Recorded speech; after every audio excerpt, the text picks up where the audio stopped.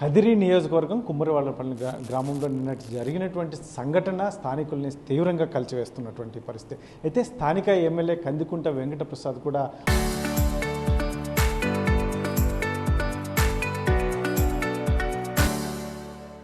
ఆ సంఘటనను తలుచుకుంటేనే బాధేస్తోంది అని చెప్పేసి కూడా చెప్తున్నటువంటి నేపథ్యంలో మరి ప్రస్తుతం సంఘటన తీరు అందులో ప్రభుత్వం వైపు నుంచి ఆదుకునే పరిస్థితులు ఎమ్మెల్యే గారు ఏం చెప్తారు అని మాట్లాడినాం. సరే, నిన్న జరిగినటువంటి సంఘటన గురించి ఏం చెప్తారు సార్? దురదృష్టకరమైనటువంటి సంఘటన, అమాయకుల ప్రాణాలు అనుకోకుండా పోయినటువంటి సంఘటన. ఇది మామూలుగా యాక్సిడెంట్ అయినప్పుడు కూడా కనీసం తెలుస్తూ ఉంటుంది, కానీ ఇది యాక్సిడెంట్ అవుతుందని కూడా కాకుండా ఎక్కడో ఇంట్లో పొగ వచ్చింది, ఏదో ఇల్లు దగ్ధమవుతోంది అని చెప్పి సాయం చేయడానికి పోయినటువంటి వ్యక్తులు వాళ్ళకు లోపల పేలుడు పదార్థాలు ఉన్నాయి, ఇవి పేలుతాయనే ఆలోచన లేకుండా దగ్గరికి పోతున్నాయి. వీడియో తీసేటువంటి వాళ్ళు కూడా అప్పటికప్పుడు పేలడంతో దగ్గరుండి చూసే వాళ్ళలో చనిపోయినటువంటి పరిస్థితి. ఒక అతనైతే రోడ్డు మీద భార్యను వదిలి ఒక నిమిషం సాయం చేసి వస్తాను పోతే చనిపోయినటువంటి పరిస్థితి. నిజంగా బాధాకరమైనటువంటి సంఘటన. అంతేకాకుండా ఏమాత్రం సంబంధం లేనటువంటి వ్యక్తులు చనిపోయినటువంటి సంఘటన. దీని మీద పూర్తి స్థాయిలో దర్యాప్తు జరగాల్సిందే, ఎందుకంటే బాధ్యతారాహిత్యానికి పరాకాష్ట ఇది. కాబట్టి ఎవరైతే నిన్నటి రోజున బాధితులు ఉన్నారో చనిపోయినటువంటి వాళ్ళకి ముఖ్యమంత్రి గారు వెంటనే స్పందిస్తూ 5 లక్షల రూపాయలు ఎక్స్గ్రేషియా ప్రకటించడం జరిగింది. ఇక సంఘటనలో క్షతగాత్రులైనటువంటి వాళ్ళ కోసం నా వంతుగా స్థానిక ఎమ్మెల్యేగా ఒక 50,000 రూపాయలు క్షతగాత్రులందరికీ ప్రకటించడం జరిగింది. తీవ్రంగా గాయపడి ఒక వ్యక్తి అనంతపురం ఆసుపత్రిలో చికిత్స పొందుతున్నటువంటి వ్యక్తికి 1,00,000 రూపాయలు ప్రకటించడం జరిగింది. అంతేకాకుండా కొంతవరకు ఒక 2 ఇళ్ళు పూర్తిగా దెబ్బతిన్నాయి, కొన్ని పాక్షికంగా దెబ్బతిన్నాయి.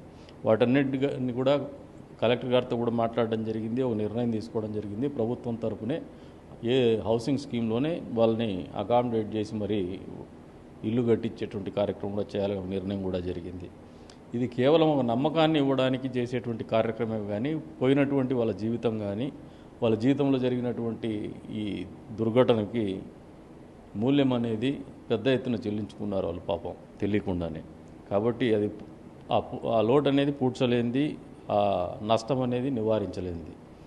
మా వంతుగా ఆ కుటుంబాలకి జరిగినటువంటి ఇబ్బందికి తీవ్రంగా బాధపడతాను. మనసును మామూలు మనిషికి కూడా మనసును కలిసివేసేటువంటి సంఘటన. ఊళ్ళో రాజకీయాలకు అతీతంగా, పార్టీలకు అతీతంగా కూడా అందరూ కూడా బాధపడేటువంటి సంఘటన.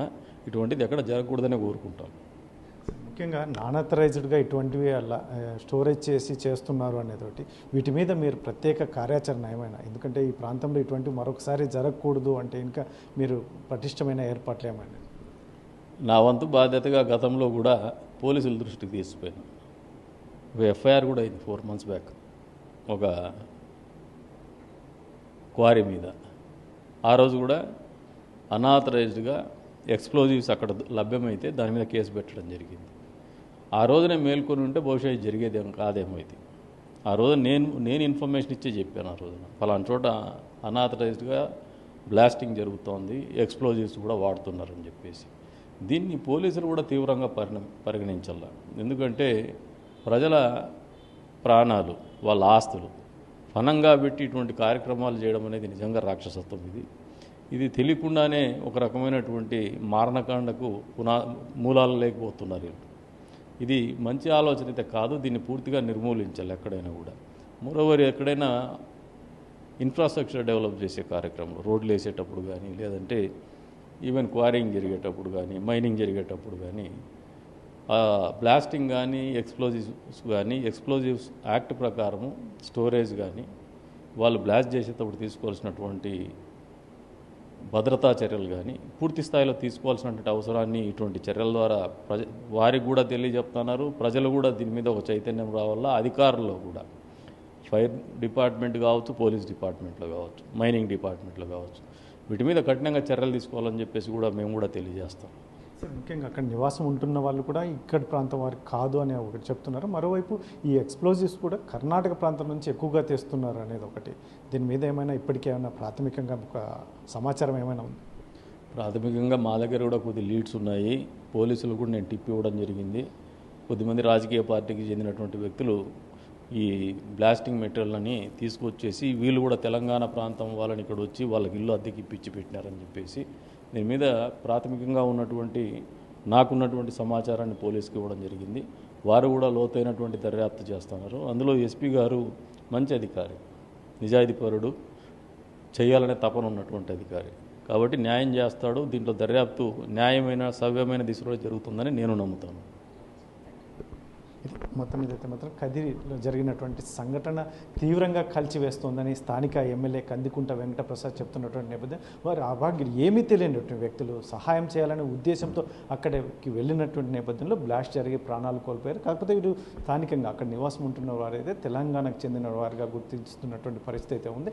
అయితే ఈ ఎక్స్ప్లోజివ్స్ మీద కూడా పోలీస్ అధికారులు కావచ్చు, ఇతరత్ర అధికారులు కఠినంగా వ్యవహరిస్తే, గతంలో నేను మంచి ఇన్ఫర్మేషన్ ఇచ్చాను, ఆ రోజు అప్రమత్తం అయ్యి ఉంటే కనుక ఇది జరిగి ఉండేది కాదేమో. కాబట్టి ఖచ్చితంగా వీటి మీద అయితే మాత్రం ఎక్కడ జరిగినా వీటిని అరికడతాం, కఠినంగా వ్యవహరిస్తాం.